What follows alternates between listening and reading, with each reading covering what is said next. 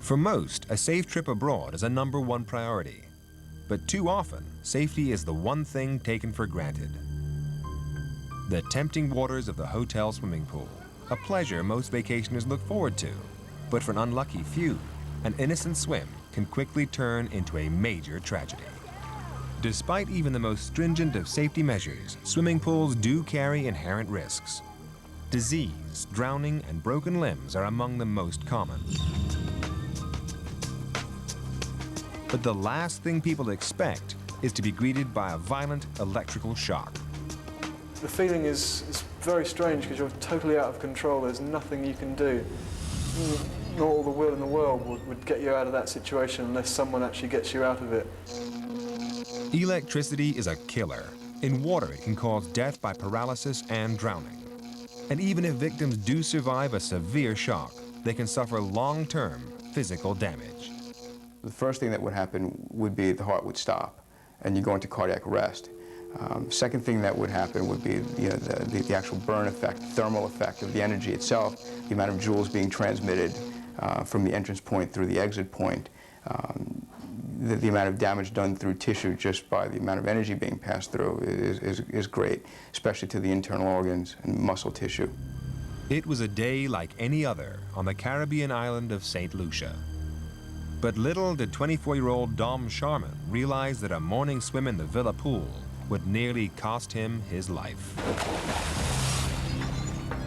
Instantly knew that there was something wrong, so I just leapt up, and then the next time I came down, my head went under the water, and I was totally paralyzed.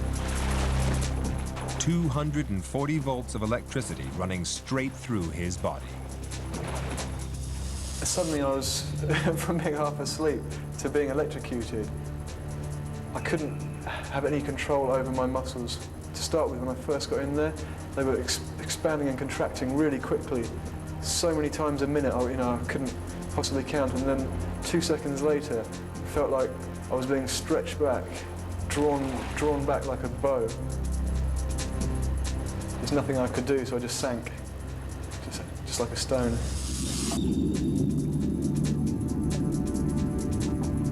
Something we take for granted every day is always being able to react to our environment. And suddenly I was in an environment where there was nothing I could do, no action I could take to myself, get myself out of it. Totally conscious, but trapped, unable to breathe, unable to fight back. The sound of the electricity pulsating through the water is something like I'd never heard before, and I hope I never hear it again. Within seconds, a friend ran to help, risking his own life in the process. But despite trying, it was impossible to lift Dom out. The force of the electricity was just too strong.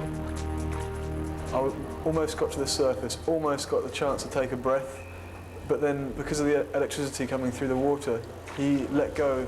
And the second time I sunk to the bottom again, I started to panic then.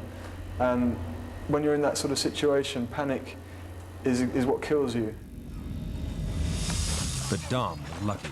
Hearing the commotion from inside the villa, a second friend ran out to help. They managed to pull him from the water, risking death from electrocution themselves. You shouldn't jump in after somebody. The proper thing to do is to get some wooden sticks and pull that person out and then, administer, life support. But yeah, he was lucky to survive that. So were the friends. I suppose you might call it a near-death experience, but it didn't really feel like it so much when it was happening. But as soon as I was out on the side of the pool, and I'd sort of caught my breath, it was a very, very strange sort of emotion that washes over you.